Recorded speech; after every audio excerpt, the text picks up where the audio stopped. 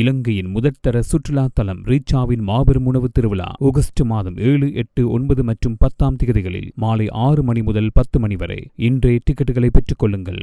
வணக்கம், இது தமிழ்வினின் காலை நேர பிரதான செய்திகள். செய்திகளோடு நான் லக்ஷனா யாதவன். முதலில் தலைப்புச் செய்திகள். பாதாளுலக குழுக்களுடன் தொடர்புபடுத்தி நாமல் மீது அவதூறு, சிஐடியில் முறைப்பாடு. நீர்கொழும்பு சிறை கலைவரம், மேலும் 2 சிறை அதிகாரிகள் பலி. நாட்டில் கொட்டிக்க போகும் கனமழை, விடுக்கப்பட்டுள்ள எச்சரிக்கை. நெஞ்சா வேடமணிந்த கும்பல் மசாஜ் நிலையத்தில் கொள்ளை. கொழும்பு கிங்ஸ்பரி ஹோட்டல் வளாகத்தில் அரசு ஏற்பட்டுள்ள பாதிப்பு, பின்னணியில் நடக்கும் மர்மம். அதிகார போதையால் சட்டத்தின் மேலாதிக்கத்தை பலவீனப்படுத்த வேண்டாம். ஈரான் கடற்படை தளம் மீது அமெரிக்கா நள்ளிரவில் பயங்கர வான்வழி தாக்குதல். மத்திய கிழக்கில் ஏற்பட்ட திடீர் பதற்றம், உலக சந்தையில் சடுதியாக உயர்ந்த எரிபொருள் விலை. தொடர்பான விரிவான செய்திகள்.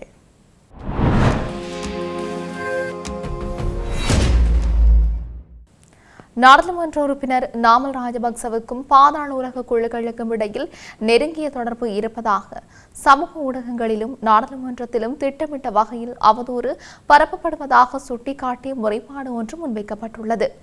ஸ்ரீலங்கா பொதுஜன பெரமுனவின் அரசியல் செயற்பாட்டாளர் பெசன் கஸ்தூரி இந்த முறைப்பாட்டை குற்றப்புலனாய்வு திணைக்களத்தில் முன்வைத்துள்ளார். மஹிந்த ராஜபக்ச மற்றும் நாமல் ராஜபக்ச ஆகியோரை பாதாள உலக குழுக்களுடன் தொடர்புபடுத்தி அரசுக்கு சார்பான தரப்பும் மற்றும் பிரிவினைவாத கருத்துக்களை பரப்பும் புலிகள் சார்பு குழுக்களும் திட்டமிட்ட பொய் பிரச்சாரங்களை முன்னெடுத்து வருகின்றன. போதைப்பொருள் மற்றும் பாதாள உலக குற்ற செயல்களில் ஈடுபட்ட வரலாற்றை கொண்ட தரப்பினரே இன்று ராஜபக்சக்கு சேறு பூச்சும் முயற்சியில் ஈடுபட்டிருக்கிறார்கள். மஹிந்த ராஜபக்சவின் ஆட்சி காலத்திலேயே பாதாள உலக குழுக்களும் புலிகள் அமைப்பின் பயங்கரவாதமும் இந்த நாட்டில் முழுமையாக அடக்கப்பட்டன என்பது மறுக்க முடியாத உண்மை. போதைப் பொருள் ஒழிப்பு பற்றி பேசும் தற்போதைய அரசின் முக்கிய உறுப்பினர்கள் மற்றும் அவர்களது குடும்பத்தின் அண்மை காலமாக போதைப் பொருள் விவகாரங்களில் சிக்கியுள்ளனர். இதுகுறித்து அரசு பதில் கூற வேண்டும். முகநூல் போலி கணக்குகள் மூலமோ அல்லது நாடாளுமன்ற வரப்பிரசாதங்களுக்கு பின்னால் ஒளிந்து கொண்டோ கூச்சலிடாமல் தைரியம் இருந்தால் இந்த ஆதாரமற்ற குற்றச்சாட்டுகளை நிரூபித்து காட்டுமாறு சவால் விடுக்கும் என்று தெரிவித்துள்ளார்.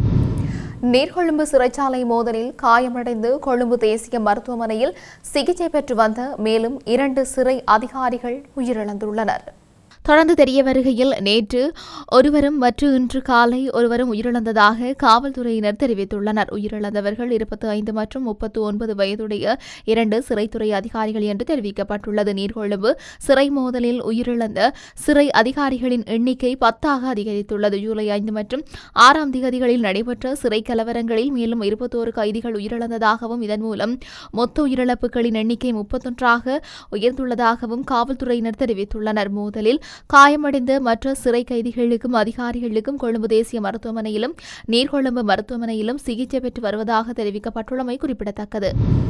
சப்ரகமுவ மேல் மற்றும் வடமேல் மாகாணங்களிலும் அத்துடன் காலி, மாத்தறை, கண்டி மற்றும் நுவரெலியா மாவட்டங்களிலும் சிறிதளவு மழை பெய்யக்கூடும்.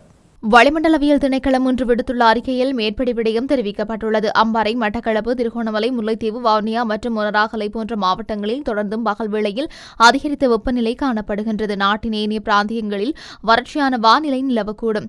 மத்திய மலை பிராந்தியத்தின் மேற்கு சரிவுகளிலும் வடமத்திய மற்றும் வடமேல் மாகாணங்களிலும் அத்துடன் மொனராகலை, ஹம்பாந்தோட்டை, திருகோணமலை மற்றும் மன்னார் மாவட்டங்களிலும் மணத்தியாலத்திற்கு சுமார் 40 தொடக்கம் 50 கிலோமீட்டர் வேகத்தில் அடிக்கடி பலத்த காற்று வீசக்கூடும். இடியுடன் கூடிய மழை பெய்யும் போது தற்காலிகமாக வீசக்கூடிய பலத்த காற்று மற்றும் மின்னல் தாக்கங்களினால் ஏற்படக்கூடிய பாதிப்புகளை குறைத்துக் கொள்ள தேவையான முன்னெச்சரிக்கை நடவடிக்கைகளை மேற்கொள்ளுமாறு பொதுமக்களுக்கு அறிவுறுத்தப்பட்டுள்ளமை குறிப்பிடத்தக்கது. கொழும்பு பொரலஸ்கமுவ பகுதியில் அமைந்துள்ள மசாஜ் நிலையம் ஒன்றுக்குள் நெஞ்சா வேடத்தில் முகமூடி அணிந்து புகுந்த கும்பல் ஒன்று அதன் உரிமையாளரை தாக்கி அவரிடமும் வெளிநாட்டு பெண் ஒருவரிடமும் இருந்த பணம் மற்றும் பெறுமதியான பொருட்களை கொள்ளையடித்துச் சென்றுள்ளதாக போலீசார் தெரிவித்துள்ளனர்.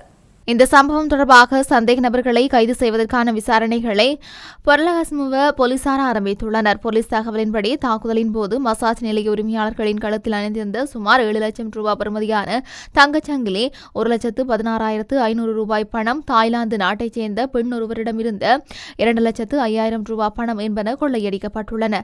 மசாஜ் நிலையத்தில் இருந்த சுமார் 8,50,000 ரூபாய் பெறுமதியான சொத்துக்களுக்கும் சேதம் விளைவிக்கப்பட்டுள்ளதாக தெரிவிக்கப்படுகின்றது. தாய்லாந்தைச் சேர்ந்த பெண் ஒருவரையும் இலங்கையைச் சேர்ந்த 2 பெண்களையும் பணியில் அமர்த்தி பிப்ளியானா கொழும்பு வீதியில் குறித்த மசாஜ் நிலையத்தை நடத்தி வந்ததாக உரிமையாளர் முறைப்பாட்டில் தெரிவித்திருந்தார். தாம் உறங்கிக் கொண்டிருந்த போது பொருட்கள் சிதறும் சத்தம் கேட்டு விழித்ததாகவும் உடனே தாம் மற்றும் தாய்லாந்து பெண் உறங்கியிருந்த அறைக்குள் பொல்லுகள் மற்றும் கத்திகளுடன் சுமார் 10 பேர் கொண்ட கும்பல் புகுந்து தாக்கியதாகவும் அவர் தெரிவித்துள்ளார். தாக்குதலால் அனைவரும் முகமூடி அணிந்திருந்ததால் அவர்களை அடையாளம் காண முடியவில்லை என்று முறைப்பாட்டில் குறிப்பிடப்பட்டுள்ளது.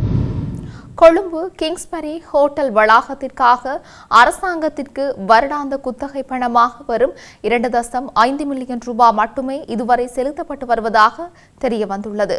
வர்த்தகர் தம்மிக்க பெரேராவுக்கு சொந்தமான கொழும்பு ஒன்றில் அமைந்துள்ள இந்த வளாகம் 5.5 ஏக்கர் நிலப்பரப்பை கொண்டதாகும். 1 ஏக்கருக்காக மாதத்திற்கு வரும் 38,000 ரூபாய் என்ற மிக குறைந்த தொகையை அறவிடப்படுகிறது. முன்னாள் அமைச்சர் ஹரின் பெர்னாண்டோ மேற்கொண்ட உடன்படிக்கைக்கு அமைய 2026ஆம் ஆண்டிலிருந்து இந்த குத்தகை பணத்தை 5 மில்லியன் ரூபாவாக அதிகரிக்க கிங்ஸ்பரி ஹோட்டல் நிர்வாகம் இணங்கியுள்ளதாக தகவல்கள் வெளியாகியுள்ளன. அரசாங்க மதிப்பீடு திணைக்களத்தின் தரவுகளுக்கு அமைய இந்த வளாகத்தின் உண்மையான வருடாந்த வாடகை பெறுமதி 325 மில்லியன் ரூபாய் ஆகும். 32 கோடி ரூபாவுக்கும் அதிகமான பணத்தை அரசாங்கத்திற்கு நஷ்டப்படுத்தி இந்த குத்தகையை மீண்டும் 5 மில்லியன் ரூபாவாகவே வைத்திருப்பதற்கு ஜனாதிபதி செயலகத்தில் ரகசிய பேச்சுவார்த்தைகள் இடம்பெற்று வருவதாக தகவல்கள் வெளியாகியுள்ளன. கிங்ஸ்பரி ஹோட்டலில் உள்ள ரகசிய நுழைவாயிலை கொண்ட அதிவேக அறையொன்றில் அமைச்சர்களுக்கும் அரசு அதிகாரிகளுக்கும் லஞ்சமாக சலுகைகளை வழங்கப்பட்டுள்ளதாக சிங்கள ஊடகம் ஒன்று செய்தி வெளியிட்டுள்ளது. அரசாங்கத்திற்கு பெரும் நஷ்டத்தை ஏற்படுத்தும் இந்த கொடுக்கல் வாங்கல் தற்போது வரை தொடர்ந்து கொண்டிருப்பதாகவும் அந்த செய்தியில் மேலும் குறிப்பிடப்பட்டுள்ளது. அதிகாரம் கையில் இருக்கும்போது சுயாதீனமான நீதிமன்றம், சுதந்திரமான சட்டத்தரணிகள், தொழில் அல்லது சட்டத்தின் ஆட்சியின் முக்கியத்துவம் சில நேரங்களில் நமக்கு புலப்படாமல் போகலாம். காலப்போக்கில் சூழ்நிலைகள் மாறும்போது ஒரு ஜனநாயக ஆட்சியை பாதுகாக்கும் பிரதான நிறுவனங்கள் அவைதான் என்பதை நாம் புரிந்து கொள்கின்றோம் என்று முன்னாள் அமைச்சர் அலிசப்ரி தெரிவித்துள்ளார். நீதித்துறை தொடர்பில் கருத்து தெரிவிக்கும் போதே இதனை குறிப்பிட்டுள்ளார். தொடர்ந்து அவர் தெரிவித்த கருத்துக்கள், ஒரு சட்டத்தரணியின் பொறுப்பு சட்டத்தின் முன்னால் ஒவ்வொரு நபருக்கும் அச்சமின்றி சுதந்திரமாக மற்றும் நியாயமான முறையில் சட்ட பிரதிநிதித்துவத்தை வழங்குவதாகும். மக்களின் விமர்சனத்திற்கு உள்ளான நபர்களுக்காக முன்னிலையாகும் சட்டத்தரணிகளை கண்டிக்க முற்படுவது இறுதியில் நீதித்துறை அத்திவாரத்தை பலவீனப்படுத்துவதாகும். அதிகாரம் நிரந்தரமானது அல்ல, பதவிகள் நிரந்தரமானவை அல்ல. இன்று அரசாங்கமாக இருப்பது நாளை எதிர்க்கட்சியாக மாறலாம். இன்று குற்றம் சுமத்துபவர் நாளை குற்றம் சுமத்தப்படுபவராக மாறலாம். இன்று உங்களது எதிரியாக இருப்பவர் நாளை உங்களுக்காக நீதிமன்றத்தில் முன்னிலையாகும் சட்டத்திறனியாக மாறலாம். ஒரு சுதந்திரமான சட்டத்திறனிகள் தொழில் சுயாதீனம் மற்றும் நீதிமன்றம் மற்றும் சட்டத்தின் ஆட்சியை பாதுகாப்பது என்பது சட்டத்திறனிகளுக்கோ அல்லது நீதிபதிகளுக்கோ செய்யும் ஒரு சலுகை அல்ல என்றும், சட்டத்தின் ஆட்சி என்பது பலசாலிகளின் வரப்பிரசாதம் அல்ல, அது அதிகாரத்தை துஷ்பிரயோகம் செய்ததிலிருந்து ஒவ்வொரு குடிமகனையும் பாதுகாக்கும் இறுதி அரணாகும். அந்த பாதுகாப்பு உங்களுக்கு எப்போதும் தேவைப்படும் என்பதை யாரும் அறியார். ஈரானில் உள்ள நீர்மூழ்கி கப்பல் மற்றும் கப்பல் பராமரிப்பு தளம் ஒன்றின் மீது அமெரிக்க ராணுவ படைகள் தாக்குதல் நடத்தியுள்ளன.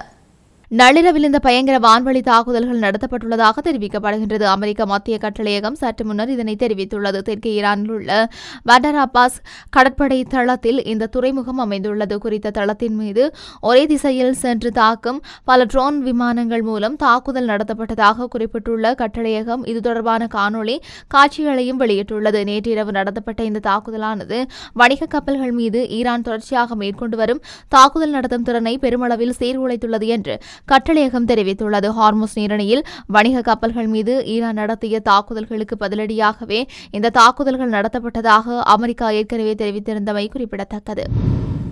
மத்திய கிழக்கில் மீண்டும் ஏற்பட்டுள்ள மோதல் நிலை காரணமாக உலக சந்தையில் எரிபொருட்களின் விலை கடுமையான உயர்வை சந்தித்துள்ளது. சர்வதேச சந்தையில் கச்சா எண்ணெயின் விலை இன்றைய தினம் மீண்டும் 9% மேல் அதிகரித்துள்ளதாக தகவல்கள் வெளியாகியுள்ளன. பிரெண்ட் கச்சா எண்ணெய் ஒரு பரலின் விலை $7.29 அதிகரித்துள்ளது. 83.30 அமெரிக்க டாலர்களாக பதிவாகியுள்ளது. அத்துடன் WTI கச்சா எண்ணெய் ஒரு பரலின் விலை $6.73 அதிகரித்து 78.30 அமெரிக்க டாலர்களாக உயர்வடைந்துள்ளது. பிரெண்ட் கச்சா எண்ணெயின் இன்றைய விலை உயர்வானது கடந்த ஏப்ரல் மாதம் 2ஆம் தேதிக்கு பிறகு பதிவான அதிகரித்த ஒரு நாள் விலையாகும். ஜூன் மாதம் 12ஆம் தேதிக்கு பிறகு பதிவான மிக உயர்ந்த விலையும் இதுவே ஆகும். செய்திகளின் நிறைவாக மீண்டும் தலைப்புச் செய்திகள். பாதாளுலக குழுக்களுடன் தொடர்புபடுத்தி நாமல் மீது அவதூறு, சிஐடியில் முறைப்பாடு. நீர்கொழும்பு சிறை கலைவரம், மேலும் 2 சிறை அதிகாரிகள் பலி. நாட்டில் கொட்டிக்க போகும் கனமழை, விடுக்கப்பட்டுள்ள எச்சரிக்கை. நெஞ்சா வேடமணிந்த கும்பல் மசாஜ் நிலையத்தில் கொள்ளை. கொழும்பு கிங்ஸ்பரி ஹோட்டல் வளாகத்தில் அரசு ஏற்பட்டுள்ள பாதிப்பு, பின்னணியில் நடக்கும் மர்மம். அதிகார போதையால் சட்டத்தின் மேலாதிக்கத்தை பலவீனப்படுத்த வேண்டாம். ஈரான் கடற்படை தளம் மீது அமெரிக்கா நள்ளிரவில் பயங்கர வான்வழி தாக்குதல். மத்திய கிழக்கில் ஏற்பட்ட திடீர் பதற்றம், உலக சந்தையில் சடுதியாக உயர்ந்த எரிபொருள் விலை. இத்துடன் தமிழ்வினின் காலை நேர பிரதான செய்திகள் நிறைவு பெற்றன. செய்திகளை உடனுக்குடன் அறிந்து கொள்ள தமிழ்வின் என்ற எமது யூடியூப் பக்கத்தினூடாக இணைந்திருங்கள். வணக்கம்.